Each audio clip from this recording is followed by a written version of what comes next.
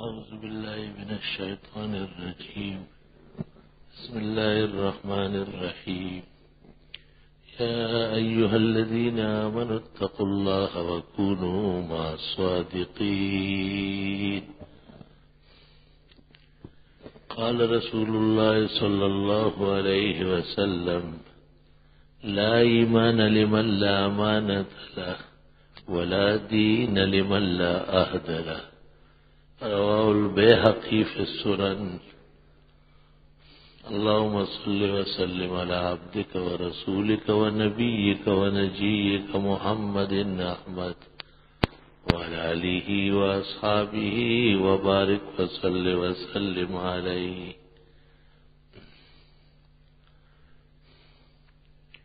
مختصر سی آیت سورۃ توبہ کی، جسے سورۃ برات بھی کہتے ہیں، اللہ تعالیٰ نے نازل فرمائی ہے، اور وہی میں نے تلاوت کی کیونکہ آج محرم سے متعلق گفتگو اسی سے متعلق ہوگی۔ محرم الحرام کا مہینہ اسلامی سال کا پہلا مہینہ ہے۔ اللہ کا شکر ہے کہ مسلمانوں میں یہ بیداری اور یہ فہم بڑھ رہا ہے، اور مختلف طریقوں سے وہ ایک دوسرے کو اسلامی سال اور اسلامی سال کے پہلے مہینے کی مبارکباد دیتے ہیں۔ مجھے بھی بہت سارے مسلمانوں نے موبائل پر مبارکباد بھیجی، شکر ہے۔ کبھی اس کے بیان کرنے میں پورے ملک میں تن و تنہا ہوتا تھا۔ جنہیں آپ اور ہم مرکز علم و ایمان سمجھتے ہیں، انہیں بھی یہ مسئلہ معلوم نہیں تھا۔ ایسا وقت بھی اس کراچی میں گزرا ہے۔ اللہ کا لاکھ لاکھ شکر و کرم ہے کہ وقت کے گزرنے سے اور اللہ اور رسول کے دشمنوں کی دشمنی کی وجہ سے مسلمانوں میں قدر غیرت بڑھ رہی ہے، اور اپنا بھولا ہوا سبق یاد کرنے کی کوشش کر رہے ہیں، اور اپنے اور پرائے کا فرق کرنے بھی لگے، اور دین جن باتوں پر موقوف ہے اور جن باتوں کا ایک مسلمان کے لیے معلوم ہونا ضروری ہے، اور جن دشمنوں سے اور ان کے طریق دشمنی سے کلمہ گو مسلم کو بچنا ہے، اس پر بھی کام چل رہا ہے۔ خیر جتنی بڑے ہماری اور آپ کی کامیابی ہے اور خوشی ہے۔ کراچی میں جب ترجمہ اور تفسیر قرآن کی نشست یہاں لگی تو 8-10 جگہوں میں مختصر لڑکے ہوتے تھے اور وہاں کے مولانا صاحب پڑھاتے تھے۔ جب یہاں نشست لگی تو یہاں ہزاروں اکٹھے ہو گئے۔ وہاں کے بزرگوں نے آ کے مجھ سے کہا کہ یہ کیا بات ہے؟ میں نے کہا اس کو کام سمجھا جا رہا ہے۔ آپ پڑھاتے تھے لیکن کام نہیں سمجھتے، بے روزگاری سمجھ کے کر رہے، کوئی اور کام نہیں ہے تو چلو یہ کر لیتے ہیں۔ اس کے بعد مختلف جگہوں میں اور علماء کرام نے، اللہ ان کی عمروں میں علم میں برکت دے، باقاعدہ اس طرز پر تفسیر شروع کیا۔ تو ایک بڑے ادارے نے اپنے ایک عالم کو کہا میرا نام لے کر کہ چونکہ وہ ایک باقاعدہ اور مستقل تفسیر اور ترجمے کا استاد ہے اور وہاں لوگوں کو فائدہ ہو رہا ہے، اس لیے تم بند کر لو۔ اپنے اس آدمی کو کہا۔ میں اس بڑے ادارے میں گیا اور وہاں کے بڑے سے ملاقات کی۔ میں نے کہا یہ آپ نے بند کرنے کا کیوں کہا ہے؟ کہا آپ بڑے معقول طریقے سے کر رہے۔ میں نے کہا ہدایت مخلوق کی صرف ایک فرد پر موقوف نہیں ہوتی، وہ ایک فرد جس پر ہدایت موقوف ہوتی ہے اس کا نام پیغمبر ہوتا ہے، اور آخری حضرت محمد صلی اللہ علیہ وسلم ہے۔ باقی صحابہ کے لیے بھی آپ نے کہا ہے یہ ہدایت کے ستارے ہیں، بِأَيِّهِمْ اقْتَدَيْتُمْ، جس کے پیچھے چل گئے کامیاب ہو گئے۔ میں نے کہا کہ میری تفسیر کی نشست کی دعا ہے کہ اللہ کل عالم اور کل پاکستان اور کل کراچی کے تمام مساجد میں ترجمہ و تفسیر کی نشستیں شروع کرا دیں. مقصود کام ہے، مقصود نام اور افراد نہیں ہے. الحمدللہ وہ درس بدستور جاری ہوا، اور جب یہاں کے طلباء کے لیے تفسیری تعاون بٹنے لگا تو میں نے وہاں کے طلباء کو بھی شامل کیا. الحمدللہ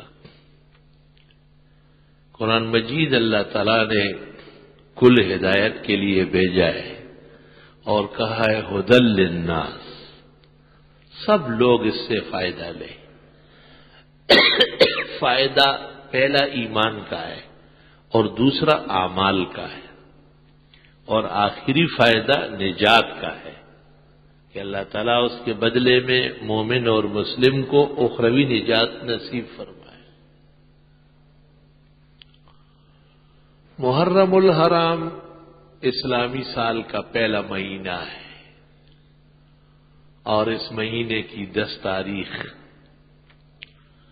جب ہمارے پیغمبر حضرت محمد صلی اللہ علیہ وسلم نے مدینہ منورہ ہجرت فرمائی، بخاری اور مسلم، ترمذی اور ابو داؤد، نسائی اور ابن ماجہ، مصنفین، معطئین سب میں موجود ہے، تو آپ نے یہود کو دیکھا کہ وہ روزہ رکھ رہے تھے. یہود قدیم مذہب ہے، آسمانی کتاب ان کی رہی ہے، اور اللہ کے برحق پیغمبر حضرت موسیٰ علیہ السلام سے ان کی وابستگی تھی. آپ نے دریافت فرمایا کہ ما ھذا الصوم، یہ کیا روزہ ہے؟ تو انہوں نے کہا یوم انجى اللہ فیہ موسیٰ ومن معہ واغرق فرعون وآلہ، یہ وہ دن ہے کہ اللہ تعالیٰ نے حضرت موسیٰ علیہ السلام اور ان کے ماننے والوں کو اور فرعون اور اس کے لاؤ لشکر کو دریائے نیل میں، بحر احمر میں ڈبویا ہے. ہم حضرت موسیٰ علیہ السلام کی خوشیوں پر خوش ہوتے ہیں اور اس شکر میں روزہ رکھتے ہیں. آپ نے فرمایا نحن حق بھی موسیٰ من کا، اگر یہ بات ہے تو موسیٰ علیہ السلام کے قریب تر لوگ ہم ہیں. میں خدا کا پیغمبر کی قدر و منزلت زیادہ جانتا ہوں. آپ نے خود بھی روزہ رکھا اور صحابہ کو بھی روزے کا فرمایا. اگلے سال پھر آپ نے ایک اور روزے کی بھی خواہش فرمائی کہ اگر میں زندہ رہا تو 10 کے ساتھ 9 یا 11 رکھوں گا. علماء لکھتے ہیں 3 رکھنا افضل ہے، 9 11 بھی، اور اگر 9 ہو سکے تو 9 اور 10 یا 10 اور 11 کافی ہے. خدا نخواستہ کوئی اور عذر ہو تو ایک ہی بہت ہے. حضرت نے خود تو ایک ہی رکھا ہے عاشورہ محرم کا، لیکن عاشورہ محرم کے اس دن کے روزے سے پتہ چلا کہ یہ خوشی کا دن ہے، اور محرم الحرام کا مہینہ کسی عنوان سے بھی غم اور مصیبت کا مہینہ نہیں. غور فرمایا جائے کہ جس مہینے سے اسلامی سال شروع ہوتا ہے تو وہ غم کا مہینہ ہو، گویا 12 مہینے سال کے غموں میں ڈوبے رہے. معاذ اللہ واستغفر اللہ. 61 ہجری میں حسین رضی اللہ تعالیٰ عنہ اور ان کے رفقا کا ایک اندوہناک واقعہ میدان کربلا میں پیش آیا ہے. اس کی وجہ سے مسلمان جب ان کے احوال سنتے ہیں یا دیکھتے ہیں صدمہ محسوس کرتے ہیں، لیکن اسلام میں صدمے کے احکام نہیں ہوتے، خوشی کے احکام ہوتے ہیں. بچہ پیدا ہوا، نام رکھے، عقیقہ کرے، بکرے کاٹے، دعوت کرے، بال اس کے اچھے آدمی سے اتروا کر سونے اور چاندی سے تولے، یہ خوشیاں ہیں نہیں. بچہ خیر و عافیت سے اس کے ختنے ہو گئے، چند دوستوں کے لیے کھانا پکایا اور ان کو کہا دعا کرو میرے بیٹے کو خدا صحت دے. شکر کا دن ہے. بڑا ہوا، شادی ہو گئی اور آپ نے دوستوں کے لیے ولیمے کا انتظام کیا، خوشی کا موقع ہے. لیکن غم کی کوئی سانحہ کی کوئی یادگار نہیں ہوتی. اس لیے علماء نے بزرگان دین کی یاد میں ان کی وفات کا دن جو مناتے ہیں تو اس پر پابندی لگانے کی کوشش کی ہے کہ اس کے احکام نہیں ہے. اس لیے چیلم یا بزرگوں کا عرس ممنوع ہے، خلاف شرع ہے. اسلام میں موت منانے کی اجازت نہیں ہے اور اس کے احکام نہیں ہوتے. بخاری شریف میں ہے اور دیگر کتب معتبرہ میں کہ جس کے ہاں میت ہو جائے، پیغمبر نے کہا اصنعوا لآل جعفر طعاما، اور لوگوں سے کہا ان کے لیے کھانا پکا کے بھیجو. شغلہم الموت، ان کو موت نے بہت پریشان کیا ہے. اور علماء لکھتے ہیں اگر کہیں میت ہو گئی اور مہمان بکثرت ہے، اندیشہ ہے کہ قرب و جوار کے لوگوں میں اتنا طریقہ سلیقہ ہمدردی نہیں ہے، تو جس جگہ میت ہو چکی ہے اور جنازہ اٹھ رہا ہے وہی لوگ کھانے کا انتظام خود کرا سکتے، اجازت. اس کی دلیل یہ ہے کہ المدخل میں ابن الحاج مالکی نے لکھا ہے کہ بدعات میں سے ایک بدعت یہ ہے کہ اہل خانہ میت باوجود ضرورت کے کھانے کا انتظام نہیں کرتے اور فاقہ کرتے ہیں یا لوگوں کے انتظار میں رہتے ہیں. لوگوں کو تو کہا بنا کے بھیجو، لیکن اگر نہ بنائے اور یا وہ کافی نہ ہو تو خود صاحب خانہ کھانے کا انتظام کر سکتا ہے. چنانچہ یہاں محلے میں ایک بہت بڑی میت ایک زمانے میں ہوئی اور جنازے میں کچھ دیر ہو گئی. بڑے علماء تشریف فرماتے ہیں. یہ مسئلہ پیش آیا کہ اب دوپہر کا وقت گزر رہا ہے، 3-4 بج گئے، اب جنازہ ہوگا، پھر قبرستان چلیں گے، وہاں سے واپس آئیں گے تو رات ہو جائے گی، تو دونوں ٹائم کا کھانا رات ہی کو کھلایا جائے. میں نے علی الفور کہا کہ علماء نے تسلیتاً اور صراحتاً لکھا ہے کہ بدعات میں سے ایک یہ ہے کہ تقاضا موجود ہے، کھانا تک تیار ہو چکا ہے اور اس وجہ سے نہیں کھاتے کہ یہ بھی جنازہ نہیں ہوا ہے. اللہ تعالیٰ ان علماء کی عمروں میں بھی برکت دے. انہوں نے بھی فوراً کہا کہ بدعت کا سر کو چلنا اصل ایمان اور دین ہے. چنانچہ کھانا لگ گیا، کھانا کھایا گیا اور جنازہ پڑھا کے قبرستان ہم ساتھ چلے گئے. یہ مسائل اس لیے بتاتا ہوں تاکہ حاضرین کو دین کی روشنی ملے. یہ نہیں کہ صرف قصے کی حد تک رکھو اور آگے جو چاہو وہ کرو. جب مسئلہ معلوم ہو اور اس پر عمل نہ کیا جائے، یہ اسلامی روایات کے قتل کے موافق نہایت نامناسب بات ہے. عموماً لوگوں کے ہاں جب واقعات پیش آتے ہیں تو وہ مسائل نظر انداز کر لیتے ہیں. نہیں، مسائل عمل میں لائے. پیغمبر صلی اللہ علیہ وسلم نے ابو داؤد کی حدیث میں کہا ہے جس نے ایسے موقع پر دین پر عمل کیا، اللہ اس کے دل اور دماغ میں حکمت، عقل، دینی سوچ فکر کی سربلندی اور علم کے چشمے جاری فرما دے گا. یعنی آگے اس کے لیے راستے آسان ہو جائیں گے. حسین رضی اللہ تعالیٰ عنہ اور ان کے رفقا جو کربلا میں شہید ہوئے ہیں وہ ایک نیک مقصد کے لیے نکلے تھے.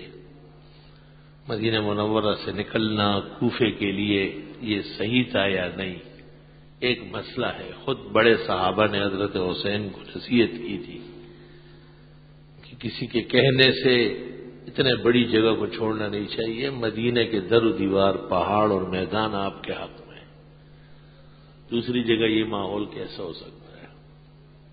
اور آپ کے والد علی رضی اللہ عنہ اور بھائی حسن سب وہیں شہید ہوئے. اتق الکوفہ واہلہ، تاریخ ابن مندہ میں لکھا ہے کوفے اور کوفے کے لوگوں سے ذرا بچ کے رہو. لیکن اس قسم کا مقتدر لیڈر اسلامی روایات کا حامل، پیغمبر کا نواسا اور سچا مجاہد، وہ کہاں احوال سے ڈر سکتے ہیں؟ 300 کے قریب خطوط کوفہ والوں نے حضرت کو لکھے تھے کہ آپ یہاں آئیں، ہم ساتھ دیں گے۔ ساتھ اس مسئلے میں دینا تھا کہ یزید جو معاویہ رضی اللہ عنہ کے بعد ولی عہد ہوا، اس پر تقریباً عالم اسلام خفا تھا۔ جیسے موجود حالات ہے، لوگ رزق کے لیے بحران کے شکار ہیں، وہ کہتے ہیں پاکستان میں آٹا سب سے اچھا اور سستا مل رہا ہے۔ جب وہ بیان کرے گا اس کو کون کہے گا کہ جھوٹ بول رہے ہو؟ اور کہاں کہاں فسادات ہو رہے ہیں، ناحق لوگ موت کے گھاٹ اتارے جاتے ہیں۔ حقیقت یہ ہے کہ کسی غیر مسلم کو بھی بغیر وجہ کے مارنا جائز نہیں۔ ہم اور آپ شریعت کے محافظ ہو تو ہمارا ایمان بچے گا۔ اگر ہم اشتعال کے شکار ہو کے رہے اور تو اور اپنی عاقبت اور انجام خطرے میں پڑ جائے گا۔ اللہ پیغمبر نے غزا میں، ابو داؤد میں ہے، سیر میں، رآ امرأۃ مقتولۃ، ایک غزا میں دشمن کی عورت مری پڑی دیکھی، قتل ہو گئی تھی، بہت خفا ہو گئے۔ آپ نے بار بار کہا لا تقتلوا النساء۔ ایک روایت میں ہے اگرچہ وہ تم سے لڑنے آئی ہو پھر بھی قتل نہ کرو اس کو۔ مرد کی مردانگی اور سیاست کے شعور اور ملک و ملت کی عزت و ناموس کے منافی ہے عورت سے برسر پیکار ہونا۔ یہ ان لوگوں کا کام ہوتا ہے جو ملکوں میں لوگوں کو قتل و غارت گری میں ڈالتے ہیں۔ اسلامی لوگ جو حضرت محمد صلی اللہ علیہ وسلم کی رسالت اور صداقت کا کلمہ پڑھتے ہیں، وہ آمدن کسی خاتون پر حملہ کرے اور اس کو موت کے گھاٹ اتارے، اسلام اجازت نہیں دے گا۔ اللہ، عورتیں اس کام کے لیے ہے ہی نہیں۔ ظلم ہے مغرب کا، جمہوریت کے نام پر بدترین بربریت ہے کہ مرد اور عورت کو برابر کیا جا رہا ہے، ان کو شہ دی جا رہی ہے کہ آپ بھی آگے بڑھیں۔ حقیقت یہ ہے کہ انبیاء علیہ السلام کی سنہری تعلیمات میں اور انسانیت کی قدر و منزلت کو بیش بہا بنانے والے پرمغز ہدایات نے اس قسم کی ذمہ داریاں ہی عورتوں کی نہیں ڈالی۔ قرآن مجید میں اللہ مرد کے بارے میں کہتے وَبِمَا أَنفَقُوا مِنْ أَمْوَالِهِمْ، یہ مال خرچ کریں گے، اور عورت کے لیے کہا بِمَا حَفِظَتْ، یہ حفاظت کرے گی، ناموس کی بھی، عزت کی بھی۔ یہ حجاب، پردہ اور گھروں میں بیٹھنا یہ اسی لیے ہے تاکہ اس میں خلل نہ آئے۔ اور بڑی بڑی عورتیں، جن سے بڑی عورتیں آسمان و زمین نے دیکھی نہیں، حضرت محمد صلی اللہ علیہ وسلم کی بیویاں اور بیٹیاں، یہ امت کی بڑی عورتیں ہیں۔ حقیقت یہ ہے کہ ان سے پہلے بھی مائی مریم کے علاوہ اس پائے کی عورت نہیں گزری ہوگی۔ یا نساء النبی، اے پیغمبر کی بیویوں، من یات منکن بفاحشۃ مبینہ، اگر تم میں سے بھی کوئی کھلی بے حیائی کر لے، یضاعف لها العذاب ضعفین، ان کی سزا بھی اس طرح بڑھا دیں گے، دوہری کر لیں گے۔ بیویوں نے صرف اتنا مطالبہ کیا تھا کہ فتوحات بہت ہو گئی اور غنیمت بہت آئی ہے تو ہمارے نفقے میں بھی اضافہ ہو جائے گا۔ یہ اضافہ اس حیثیت سے مطالبہ کرنا جائز تھا کہ معاشرے کو رزق دینا، معاش صحیح کرنا سب کی ذمہ داری ہے، لیکن دوسری طرف پیغمبر صلی اللہ علیہ وسلم کے مقام اور منصب کی بے ادبی تھی، تنبیہ فرمائی کہ اس طرح نہیں۔ خاون سے گھر میں بیٹھ کر اپنی ضروریات کے مطالبے کو اتنا سخت کر دیا کہ یا مطالبے کی چیزیں لے لو اور نکل جاؤ نکاح سے، اور یا آخرت اللہ اور رسول پر صبر کرو، کچھ مت مانگو۔ اس پر ائمہ تفسیر کا اتفاق ہے کہ یہ جو کھلی بے حیائی فرمایا یہ صرف اس زبانی مطالبے کو کہا۔ ظاہر ہے اگر بیٹی ماں کو کہے کہ میری شادی جلدی کرائے ورنہ اچھا نہیں ہوگا، بیٹا باپ کو کہے کہ آپ کے مرنے کے بعد تو مجھے ملے گئی، تو مرنے سے پہلے ہی دے دو، کیوں مجھے موت کے انتظار میں بٹھائے رکھتے ہو؟ آپ کو سارا جہان کہے گا کہ یہ بے حیا ہے۔ اس طرح کوئی کہتا ہے؟ بیویوں نے صرف عام قاعدے کے مطابق مطالبہ کیا، اور اللہ نے کہا بفاحشۃ مبینہ، یہ آداب اور منصب کے سراسر منافی، مگر وہ ایسی نہیں تھی۔ وَمَن يَقْنُتْ مِنكُنَّ لِلَّهِ وَرَسُولِهِ وَتَعْمَلْ صَالِحًا نُؤْتِهَا أَجْرَهَا مَرَّتَيْنِ، تم میں سے جو تابعدار ہے اللہ اور رسول پر ایمان رکھتی ہے، اس کے مطابق عمل کرتی ہے، ان کا اجر دوہرا ہوگا۔ وَأَعْتَدْنَا لَهَا رِزْقًا كَرِيمًا، اور ان کے لیے رزق تیار کی ہے بہت عزت کی۔ اب دوبارہ خطاب سنو ذرا۔ یا نساء النبی، اے پیغمبر کی بیویوں، لستن کاحد من النساء، تم دنیا کی اور عورتوں کی طرح نہیں ہو۔ اللہ، آپ کی شان بہت اونچی ہے، اس طرح بات بھی نہ کرے، آواز بھی نہ نکالے جس سے دل کے مریضوں کو موقع مل جائے اور طمع امید باندھے۔ جب پیغمبر کی بیویوں کو فرمایا کہ تم اور عورتوں کی طرح نہیں ہو، تو سوچا جائے کہ باوجود انسان اور بشر ہونے کے پیغمبر کا خود مقام کتنا عظیم اور منفرد ہے صلی اللہ علیہ وسلم۔ وَإِن تَفُقِ الْأَنَامَ وَأَنْتَ مِنْهُمْ، ایک شاعر کہتا ہے وَإِن تَفُقِ الْأَنَامَ وَأَنْتَ مِنْهُمْ فَإِنَّ الْمِسْكَ بَعْضُ دَمِ الْغَزَالِ، آپ جبکہ سارے جہان سے بلند و بالا ہے، حالانکہ آپ بھی ایک انسان ہیں، یہ کیسے ہوگا؟ فرمایا مشک ہرنی کے جسم کے خون کا حصہ ہے، لیکن وہ خون نہیں ہے، خون پلید ہے اور مشک پاک ہے۔ وَإِن تَفُقِ الْأَنَامَ وَأَنْتَ مِنْهُمْ فَإِنَّ الْمِسْكَ بَعْضُ دَمِ الْغَزَالِ، محمد بشر ليس كالبشر، حضرت صلی اللہ علیہ وسلم بشر ہیں مگر اور لوگوں کی طرح نہیں۔ یاقوت حجر ليس كالحجر، یاقوت بھی ایک پتھر ہے مگر عام پتھروں کی طرح نہیں۔ قل انما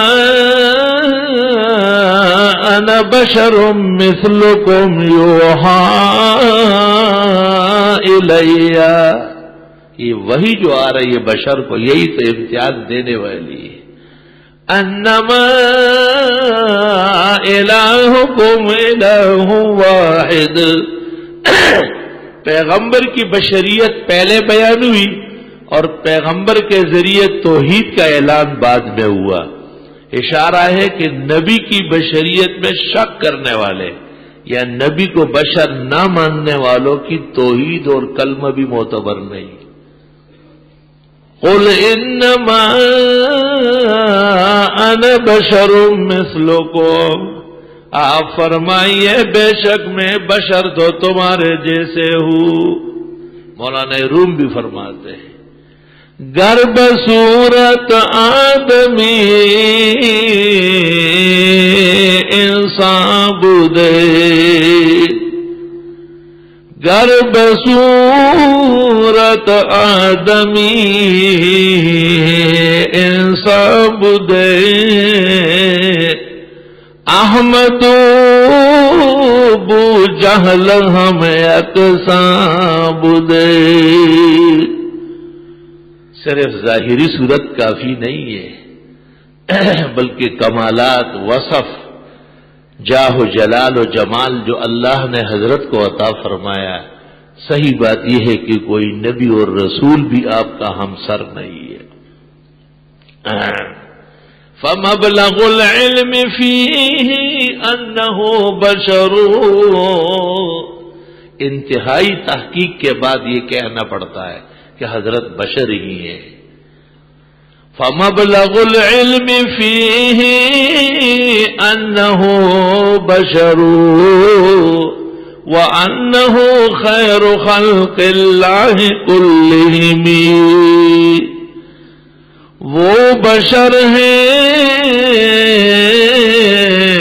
حد یہی ہے میرے علم و فہم کی سب سے مخلوقات میں افضل عظیم القدر بھی.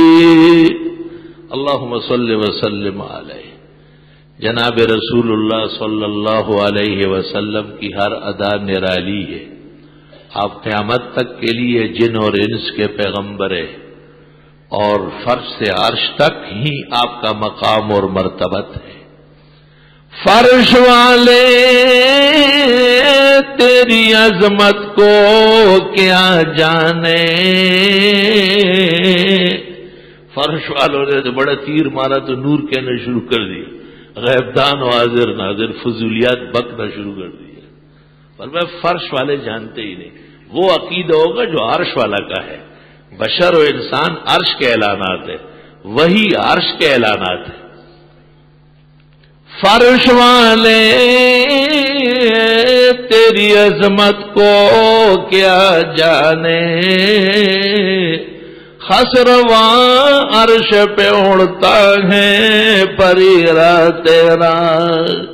حضرت صلی اللہ علیہ وسلم کے معراج سیر الملکوت سیر السماوات اور اعراج کی طرف اشارہ ہے صلی اللہ علیہ وسلم. حقیقت میں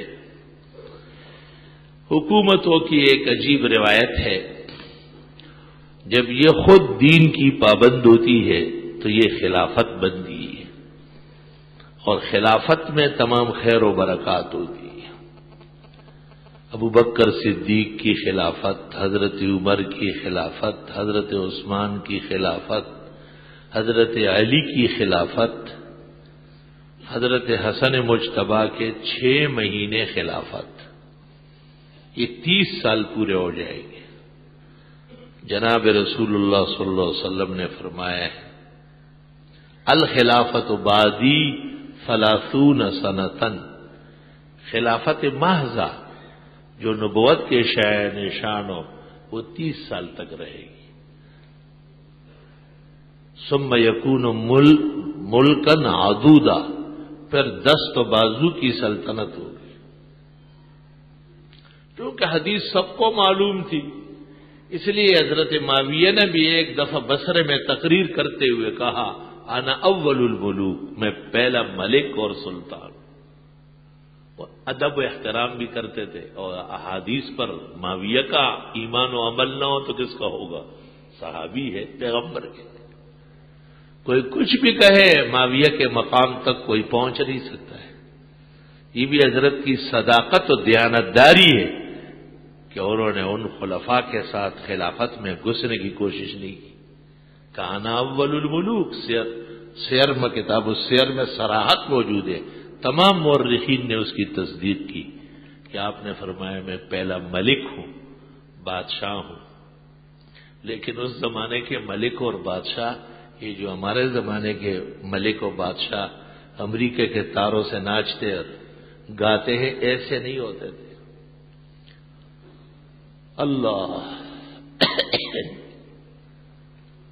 اس کی مثال ایسی ہے جیسے ایک عالم ہے باقاعدہ، سب جانتے کہ پورا عالم دین جانتے ہیں اور جب چاہے ہم ان سے پوچھ سکتے ہیں۔ دوسرا ایک شخص ہے جو طالب علم ہے، سب کو پتا ہے کہ اس کو کچھ وقت تکمیل کا باقی ہے، وہ اس مقام کا تو نہیں ہے لیکن خود طالب کی فضیلتیں کچھ کم ہے کیا؟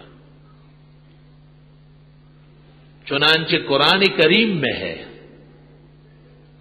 وَجَعَلَكُمْ مُلُوكًا، خدا کے احسانات میں سے یہ بھی ہے کہ تمہیں ملک اور سلطان و بادشاہ بنایا، وَآتَاكُمْ مَا لَمْ يُؤْتِ أَحَدًا مِّنَ الْعَالَمِينَ، اور اس سلطنت و بادشاہت کے ساتھ تمہیں وہ کچھ عطا فرمایا ہے جو کسی اور کو کائنات میں نہیں دی۔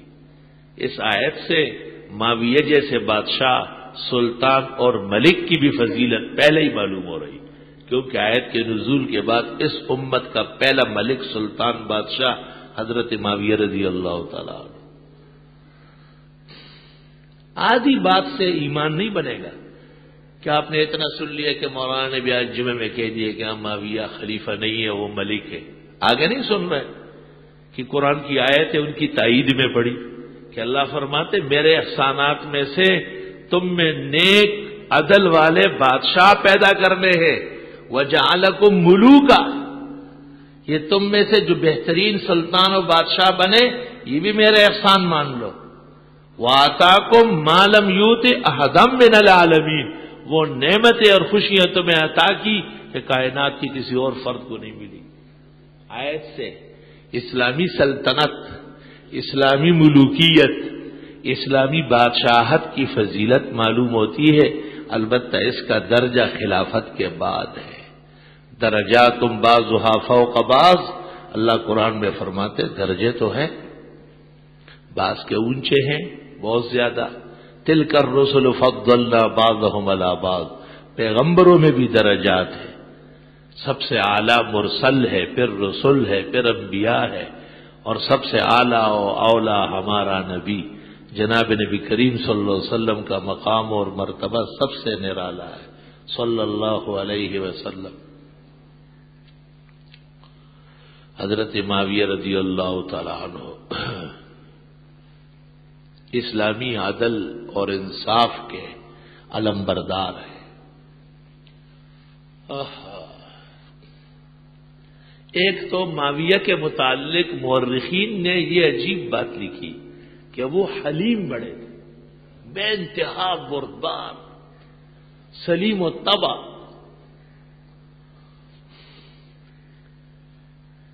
اور ابن عدی نے تاریخ میں لکھا ہے کہ جس زمانے میں حضرت علی رضی اللہ تعالیٰ عنہ اور معاویہ کے درمیان جنگ و جدال اور جنگ صفین تک نوبت پہنچ چکی تھی، اس وقت ایک شخص آیا اور اس نے معاویہ کو خوش کرنے کے لیے کہا کہ میں بہت مجبور تھا، آج فجر کی نماز میں نے حضرت علی کے پیچھے پڑھی۔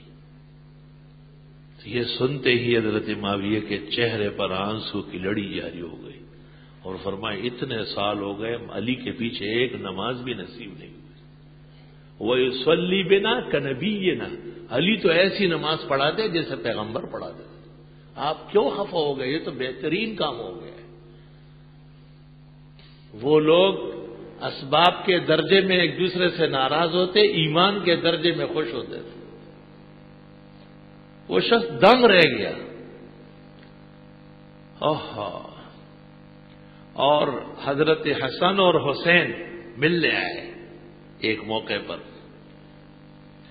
تو پتہ چل گیا کہ یہ آرام کا وقت ہے، اور اس وقت ان کا اپنا کوئی آدمی آیا تھا اور ان کو واپس کر دیا۔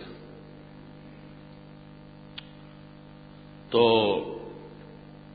جب پتہ چل گیا تو سیکرٹری کو کہا کہ ان کو کیوں واپس کیا؟ ان کو جانتے نہیں کہ پیغمبر کے نواسے، ان کے لیے بھی وقت ہوتا ہے کیا؟ اگر حضرت آتے تو وقت ہوتا۔ اور ایسی تنبیہ کی، جب دوبارہ ملاقات ہوئی تو معاویہ نے ان کو کہا کہ اس دفعہ تو آپ کے اس طرح جانے سے صدمہ برداشت کر سکا، آئندہ نہیں کر سکوں گا۔ جب میرے پاس آنے لگو تو کسی بواب اور دربان سے اجازت کی ضرورت نہیں ہوگی، سیدھے اندر آئے گے، اور اگر میں سو رہا ہوں تو یہاں سے پکڑ کے اٹھا لیں، کیونکہ میں تو آپ کے خاندان کا خادم ہوں. سیاسی اختلافات کی وجہ سے غلط بیانیاں کرنا اور یہود کو خوش کرنا شیطان کو یہ کذابین کی نشانی ہے. اللہ، خود معاویہ کتنے عادل تھے، ان کے انصاف کا حال دیکھیں. بادشاہ روم سے ان کا معاہدہ تھا اور عہد طے ہو گیا تھا کہ اتنے سال تک نہ آپ حملہ کریں گے اور نہ ہم کریں گے. جب معاہدہ پورا ہو جائے گا تو فیصلہ کریں گے کہ معاہدہ بڑھائے یا توڑے. یہ معاہدہ ہو گیا. معاہدے کے درمیان میں حضرت معاویہ اور ان کے لشکریوں نے محسوس کیا کہ بادشاہ روم اپنے عہد پر قائم نہیں ہے. لیکن صحابہ نے معاویہ کو کہا کہ کھل کر مخالفت نہیں کی ہے. قرآن مجید میں یہاں تک کہ وہ کھل کر مخالفت کریں، آپ اقدامات نہیں کریں گے. رک گئے. ٹھیک. جس وقت معاہدہ پورا ہوا تو معاویہ نے فوج کو آرڈر دے دی کہ بس اب تو وہ بھی آزاد ہے اور ہم بھی آزاد ہیں، اور حملہ کر دیا ان پر.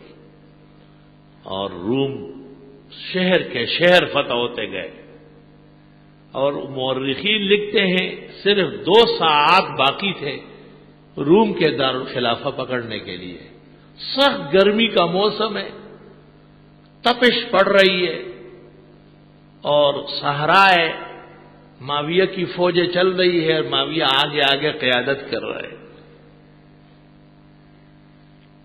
اور ایک آواز دور سے آ رہی ہے، وفاء لا غدر فی الاسلام، عہد پورا کرنا ہوگا، خیانت کرنے کی اجازت نہیں ہے. حضرت معاویہ کو بعض لوگوں نے اطلاع دی کہ پیچھے سے ایک آواز آ رہی ہے، گھوڑا سوار آ رہا ہے. معاویہ نے کمانڈر ان چیف کو کہا کہ رک جا، لشکر روکو. چند لمحے گزرے، تیز رفتار گھوڑے پر ایک شخص آیا. جب گھوڑے سے اترا تو اس نے اپنا منہ کھولا.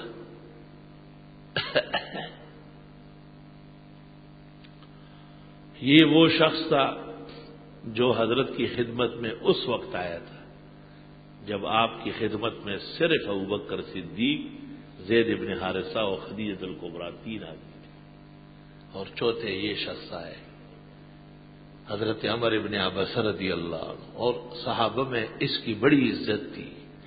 توبہ توبہ، سبع سماوات سمجھتے تھے ان لوگوں کو جو شروع میں ایمان لائے. حضرت معاویہ نے کہا حضرت کیا حکم ہے؟ کہ یہ حملہ آپ نے معاہدہ ختم ہونے کے بعد کر لیا. معاہد نامے میں یہ لکھا ہے کہ پہلے بیٹھیں گے کہ معاہدہ آگے چلے یا توڑ دے. اس کے خلاف کیوں کیا؟ خلاف کر کے جو فتح کرو گے وہ تو اسلام نہیں ہوگا.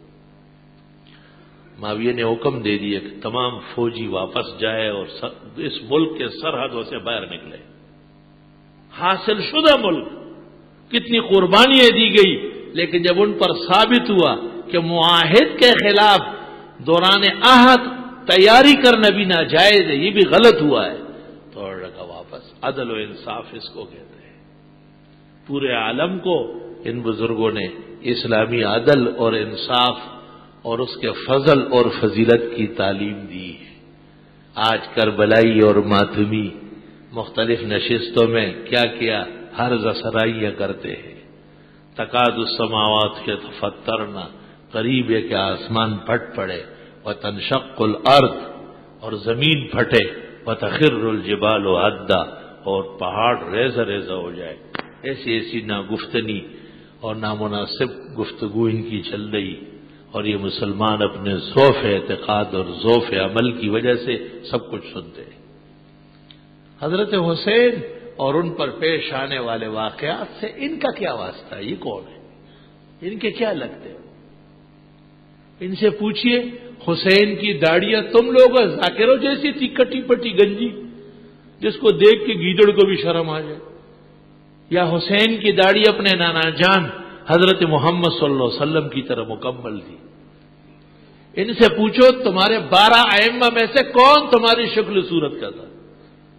کون سا امام تھا جس نے حضرت عثمان، حضرت عمر، حضرت ابوبکر اور ام المومنین عائشہ کی شان میں نازیبا کلمہ کہا؟ یہود نے جب پیغمبر کی آمد اور ان کی برکات اور صحابہ کرام کے فتوحات اور خلافتوں کے گن گرج سے خوفزدہ ہو کر سمجھ گئے کہ اب کچھ نہیں ہوگا، الیوم یئس الذین کفروا عن دینکم، اللہ فرماتے آج کفار کو مایوسی ہو گئی، تمہارے دین پر وہ چڑھائی نہیں کر سکیں گے۔ تو ایک جماعت ایسی تیار کی جو شک شبہ کرنے والی تھی، شک شبہ کرنے والی۔ استغفر اللہ استغفر اللہ، اور قسم قسم کی نامناسب باتیں پیدا ہو گئی ہے۔ مسلمان ان تمام مرثیے سننے سے پرہیز کرے۔ محرم الحرام کے روافظ کے تمام پروگرام ناجائز و حرام، کیونکہ ان میں خلاف شرع حرکات و سکنات ہیں۔ اہل سنت کے لیے کتاب و سنت اور اجماع کے تحت اور عقل کامل اور راسخ کے پیش نظر شرکت یا اس میں کسی درجے میں بھی شریک ہونا ناجائز اور حرام ہے۔ ہر طرح اس سے پرہیز کرنا لازم ہے۔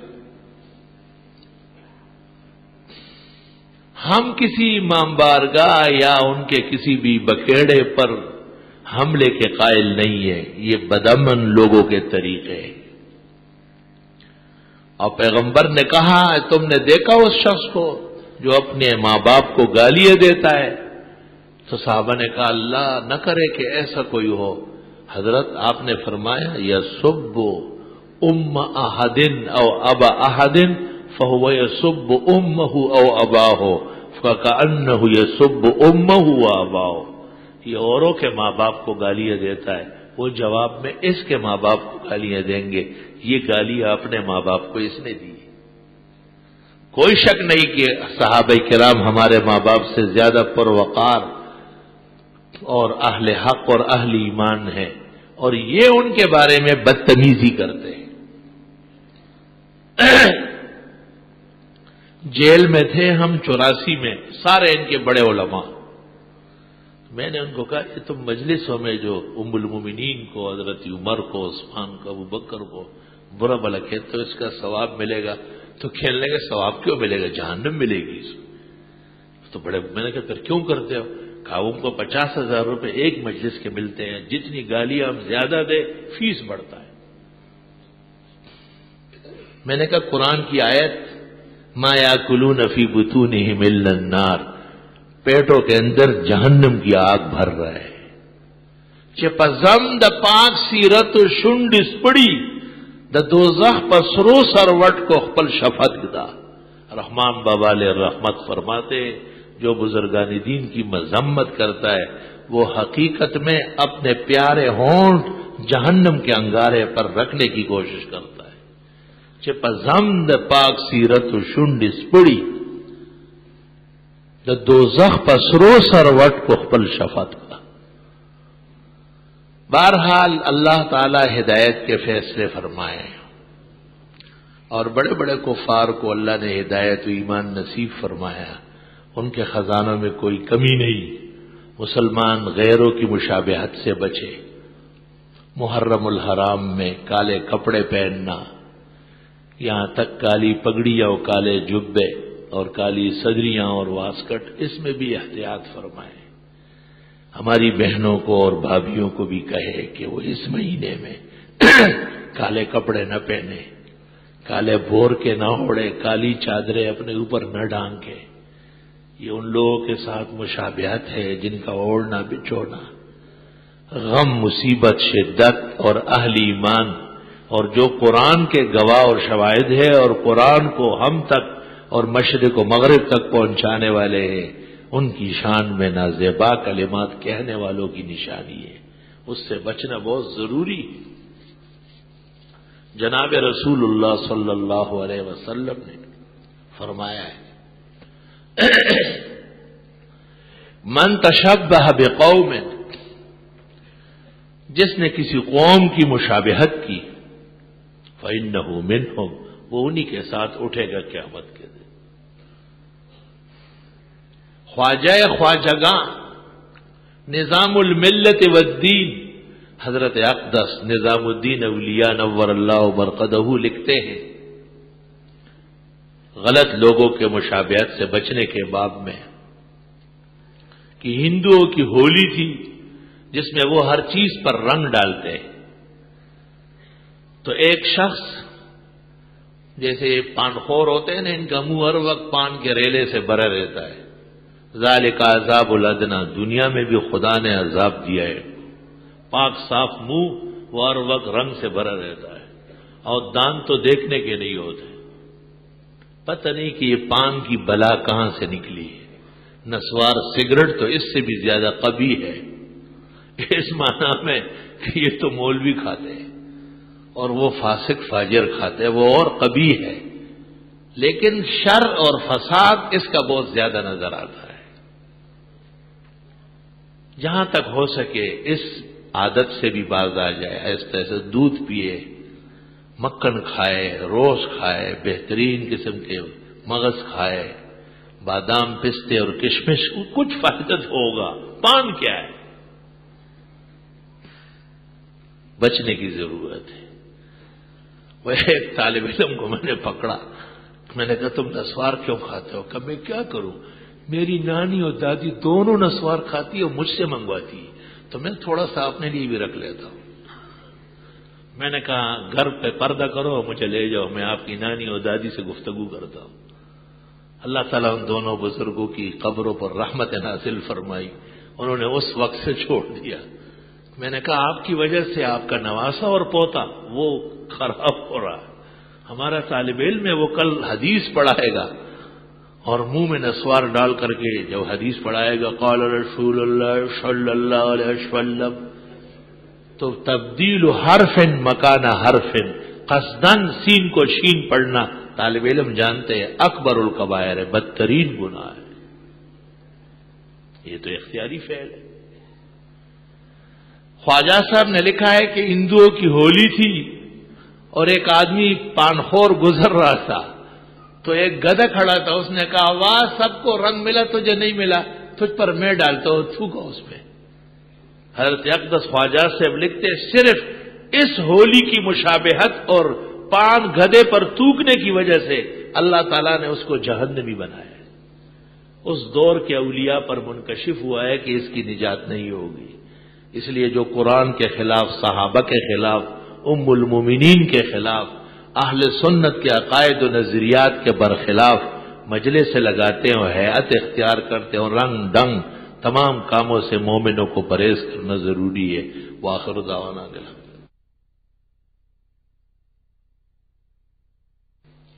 حمدا لک یا مولانا حمد الحامدین وشکرا لک شکر الشاکرین ونصلی ونسلم علی رسولک ونبیک نبی الرحمہ ومہداتا للعالمین وعلی آلہ واصحابہ اجمعین ومن بہدیہم اقتدى وبآثارہم اہتدى من هذه الامہ الى یوم الدین۔ اما بعد فاعوذ باللہ من الشیطان الرجیم بسم اللہ الرحمن الرحیم یا ایھا الناس اتقوا ربکم ان زلزلۃ الساعۃ شیء عظیم وقال اللہ تعالی ان الدین عند اللہ الاسلام ومن يبتغ غير الاسلام دینا فلن يقبل منه وهو في الآخرة من الخاسرین۔ وقال النبي صلى الله عليه وسلم إني أوتيت ملة حنيفية سمحة سهلة۔ وقال صلى الله عليه وسلم الدين والنصيحة، قيل لمن؟ قال لله ولرسوله ولأئمة المسلمين، وفي رواية السننين ولعامة المسلمين۔ وقال صلى الله عليه وسلم من انكر منكم منكرا فليغيره بيده فإن لم يستطع فبلسانه فإن لم يستطع فبقلبه وذلك أضعف الإيمان۔ وفي رواية ليس وراء ذلك حبة خردل من الإيمان۔ وأخرج أبو داود في سننه رفعا ووقفا عن عبد الله بن مسعود رضي الله تعالى عنه قال قال رسول الله صلى الله عليه وسلم من تشبه بقوم فهو منهم فلأجل هذا قال العلماء ساداتنا الكرام في كتبهم القيمة لا يحل لمسلم سني أن يجتمع مع الرافضة الماتمية الكربلائية في أوهامهم ورسوئهم الفاسدة والكاسدة، وعلى المسلم أن يجتنب من العقائد الفاسدة والأعمال المختلطة بأهل الباطل، لأن الله تعالى قد انتخب لنا ديننا وقال إن الله اصطفى لكم الدين فلا تموتن إلا وأنتم مسلمون. وأخرج الشيخان الجليلان في صحيحيهما أن النبي صلى الله عليه وسلم لما هاجر من مكة إلى المدينة المنورة فرأى اليهود يصومون فقال ما هذا الصوم؟ قالوا هذا يوم أنجى الله فيه موسى ومن معه وأغرق فرعون وآله. فقال صلى الله عليه وسلم نحن أحق بموسى منكم، وصام وأمر أمه بالصوم وتمنى لو عشت إلى السنة الآتية لأصوم صومين. قال علماء أهل السنة ينبغي أن يصام 9 من المحرم مع 10 أو 11 مع 10، ولو صام 3 أيام فهذه في كل سنة وكل شهر سنة مطلوبة كما هي معروفة في مقامه. بارك الله لنا ولكم في القرآن العظيم ونفعنا وإياكم بالآيات والذكر الحكيم، إنه تعالى جواد قديم كريم ملك بر ورب رؤوف رحيم.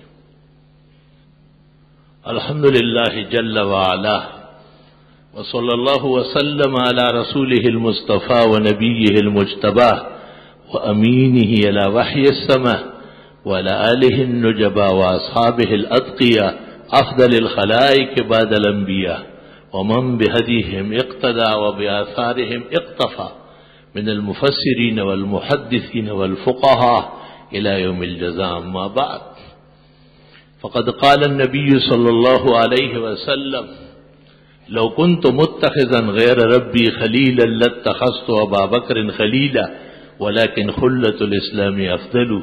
رواه البخاري. وقال صلى الله عليه وسلم لو كان بعدي نبي لكان عمر. رواه أحمد في مسنده، واتفق المحدثون على صحة أسانيده. وقال النبي صلى الله عليه وسلم عثمان استحيت منك ملائكة الرحمن. رواه أهل السنن. وقال صلى الله عليه وسلم لعلي أنت مني بمنزلة هارون من موسى إلا أنه لا نبي بعدي. رواه الخمسة. وقال صلى الله عليه وسلم أصحابي كالنجوم بأيهم اقتديتم اهتديتم. وقال صلى الله عليه وسلم الله الله في أصحابي لا تتخذوهم غرضا من بعدي، فمن أحبهم فبحبي أحبهم ومن أبغضهم فببغضي أبغضهم، وخير القرون قرني ثم الذين يلونهم ثم الذين يلونهم، إن الله يأمر بالعدل والإحسان وإيتاء ذي القربى وينهى عن الفحشاء والمنكر والبغي يعظكم لعلكم تذكرون. بسم اللہ الرحمن الرحیم.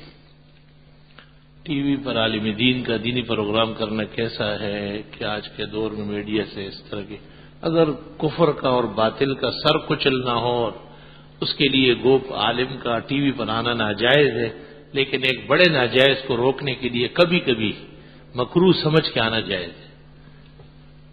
شیخ الاسلام ابن تیمیہ ابن الجوزی یہ شواف حنابلہ قسم، ابن الجوزی رحمۃ اللہ علیہ تو شافعی ہے، شیخ الاسلام ابن تیمیہ کٹر قسم کے حنبلی ہے. میرا بیٹا تقریباً 2 مہینے کے پیدائشی سے لے کر 1 مہینے تک بالکل ٹھیک ٹھاک تھا، لیکن اب بچے نے حرکت کرنی چھوڑ دی. بڑے سے بڑے ڈاکٹر کو دکھایا لیکن ڈاکٹر کی سمجھ میں کچھ نہیں آیا.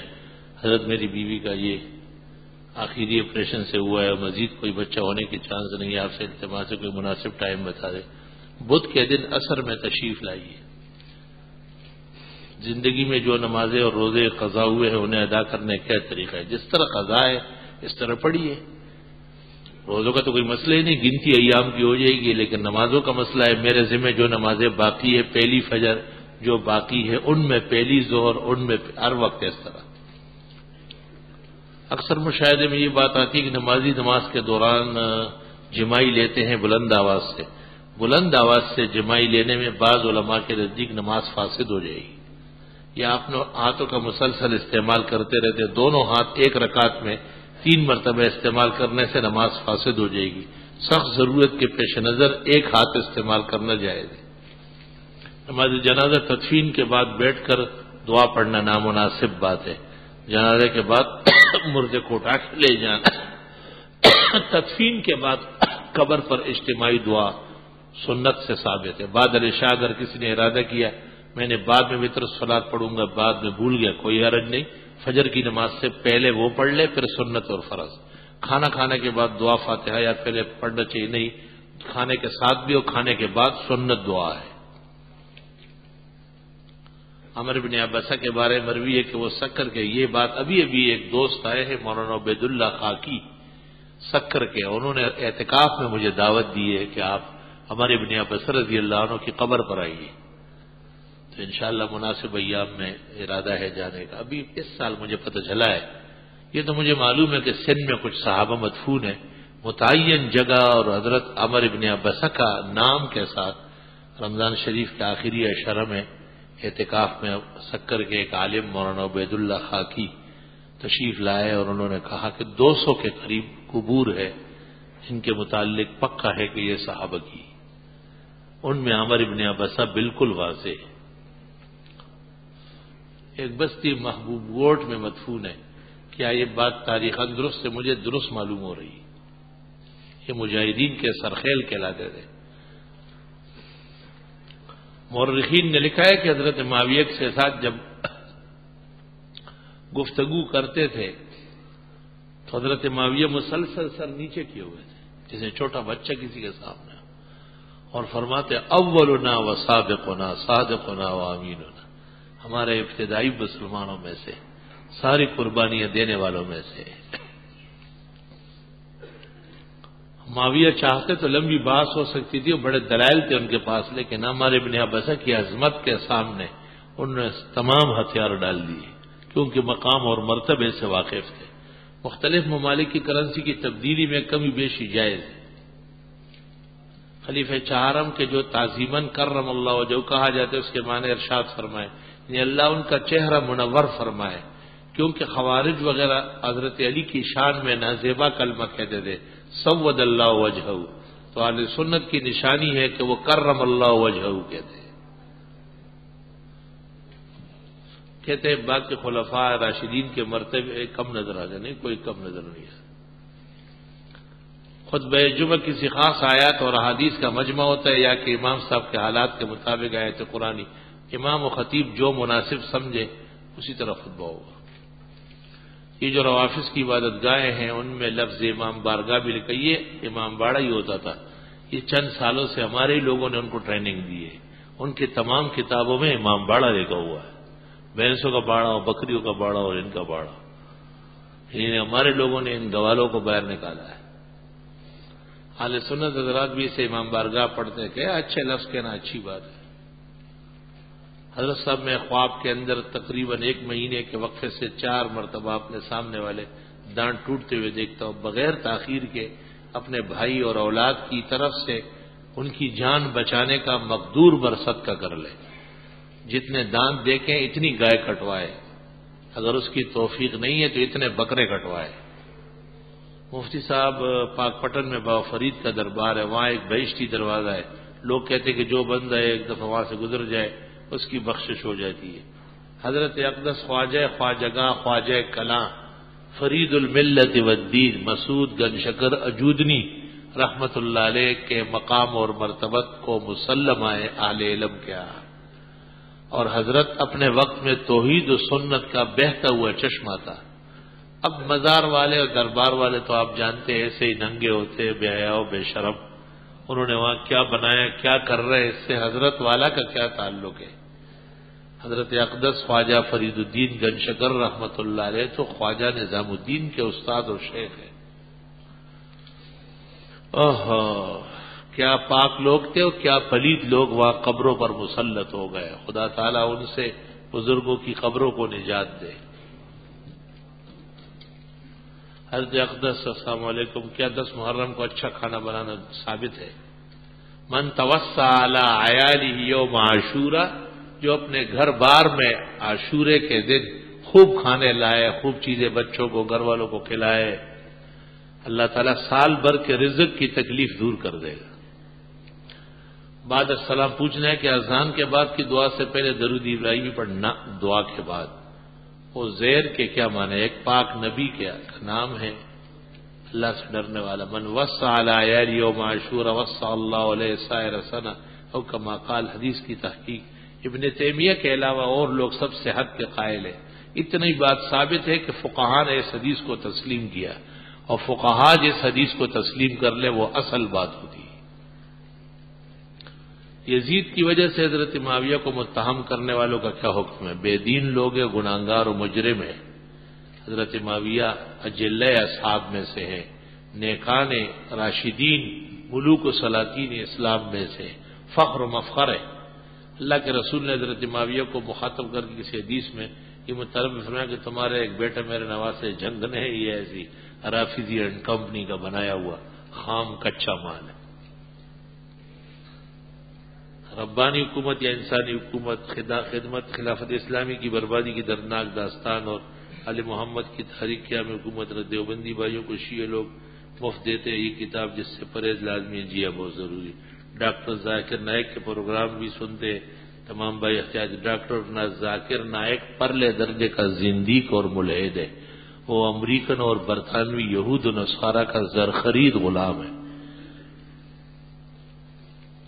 ایک آدمی ملازم ہے، 10,000 تنخواہ لیتے ہیں، وہ خود ڈیوٹی نہیں دیتے، البتہ اس کے بجائے دوسرا شخص ڈیوٹی دیتا ہے. بعد میں 10,000 آپس میں بانٹ کر 5,000 مزدور کو 5,000 مالک. اگر اتھارٹی کی طرف سے قائم مقام سے کام کرانے کی اجازت ہے تو کوئی حرج نہیں.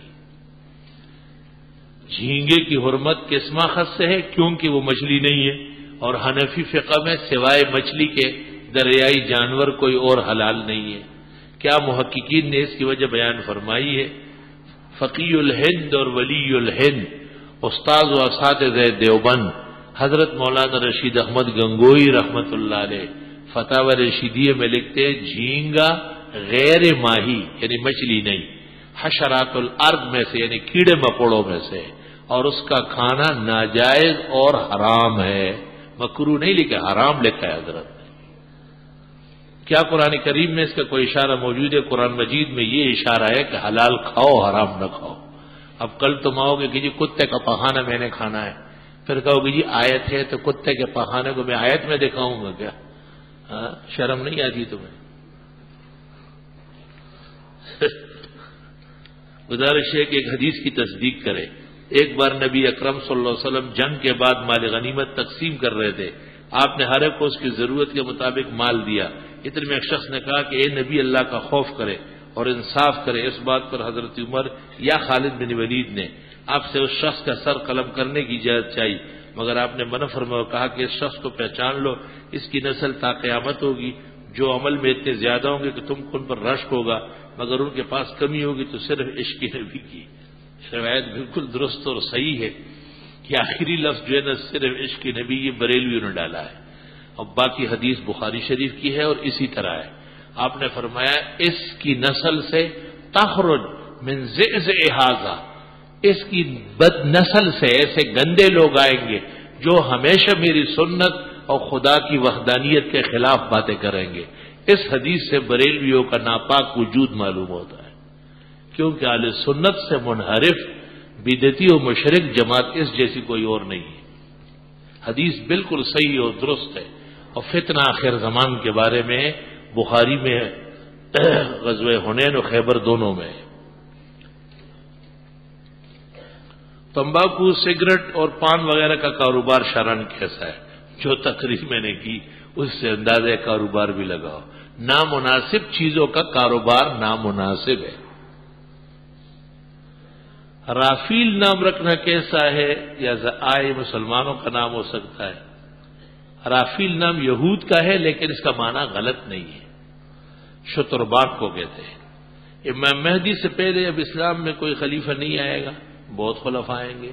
کیا کسی کی غیبت پڑھنا گناہ ہے؟ ہاں نہ پڑھے.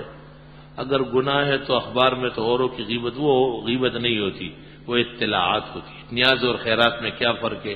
جیسے 150 اور 150 میں فرق ہے. زنا بالجبر، زنا بالرضا، نکاح شہوت سے چھونا، ان سب میں سے سورۃ النساء کی آیت 22 میں جو لفظ نکاح ہے اس سے کیا مراد ہے؟ زنا ہر حال میں زنا ہے. دو آدمی رضامند ہو جائے یا رضامند نہ ہو، پیسے دے یا پیسے نہ دے، زنا زنا ہے. اور نکاح واضح مسئلہ ہے. اصل سوال ہے کہ ایک سسر نے اپنی بہو کو شہوت سے چھو لیا تو کیا وہ عورت اپنے شوہر پر ہمیشہ کے لیے نہیں؟ سسر گناہگار ہے اور مجرم ہے اور اس کو قریب لانا اور اس گھر میں رکھنا حرام ناجائز ہے. باقی بہو خاون پر حرام نہیں ہے. محمد عبداللہ کی حالات ٹھیک نہیں ہے، وہ اسپتال میں ہے، اللہ اسے زندگی اور صحت دے. موجودہ حالات میں اپنے اور گھر والوں کی حفاظت کے لیے کوئی وظیفہ، آیت الکرسی کی کثرت، اللہ خیر حافظ و ارحم الراحمین کی کثرت، یا حافظ یا ناصر یا معین کی کثرت. میری خالہ کھانا کھاتے ہوئے اچانک بے ہوش ہو گئی اور 26 دسمبر سے ابھی تک اسپتال میں بے ہوش ہے. ان کے لیے دعا فرمائے آمین. اللہ صحت شفا دے. میرے 5 سالہ بیٹی کے پاؤں میں تکلیف ہے، اللہ صحت دے. شادی کو 4 سال ہو گئے، بار بار حمل ضائع ہو رہا ہے، مہربانی فرما کوئی وظیفہ دعا کسی فرصت میں ملو. بندے کا ایک جگہ رشتہ طے ہوا، دعا کی درخواست ہے. اللہ تعالیٰ عزت سے، احترام سے، عفت و پاک دامنی کے لیے اچھا رشتہ نصیب فرمائے. آپ کا کوئی جاننے والا شخص کچھ پریشان ہے، جمعے کی نشست اور کلاس درس میں بھی دعا فرمائے. اللہ تعالیٰ ضروریات انسانی آسان کرے، پریشانی دور فرمائے آمین. الحمدللہ رب العالمین. نستغفرک اللہم ونسألک السلام والعافیہ. لا الہ الا اللہ وحدہ لا شریک لہ، لہ الملک ولہ الحمد وعلی کل شیء قدیر. ربنا آتنا فی الدنیا حسنہ وفی الآخرۃ حسنہ وقنا عذاب النار. ابھی جس میت کا جنازہ پڑھا گیا، اللہ تعالیٰ ان کی مغفرت فرمائے اور ان کے پسماندگان کو صبر و اجر عطا فرمائے. آپ کے اور سب حاضرین کے جو مردے ہیں، مرحومین ہیں، اقربا ہے، اعزاء ہے، بہت ساروں کے والدین ہیں، اساتذہ و مشائخ، مخلصین و محسنین و محبوبین ہیں، اللہ تعالیٰ ان سب کی مغفرت فرمائے. جن بیماروں کا تذکرہ ہوا اللہ انہیں صحت شفا دے. جن پریشان حالوں کے اشارات یہاں پہنچ گئے دعا کے لیے، اللہ ان کی پریشانی، تکلیف، مشکل آسان فرمائے. جو رزق کے گھٹن میں ہیں اللہ خزائن رزق متوجہ فرمائے. جو زندگی کے اطراف اور اکناف میں پریشان ہیں اللہ ان کی زندگی پرسکون و پر عزت بنائے. جنہیں اور عوارض ہے رشتے کے، اولاد کے، اللہ تعالیٰ ان کے اولاد نصیب فرمائے. اللہ ان کو عزت و عفت کے خوشگوار پائیدار رشتے عطا فرمائے.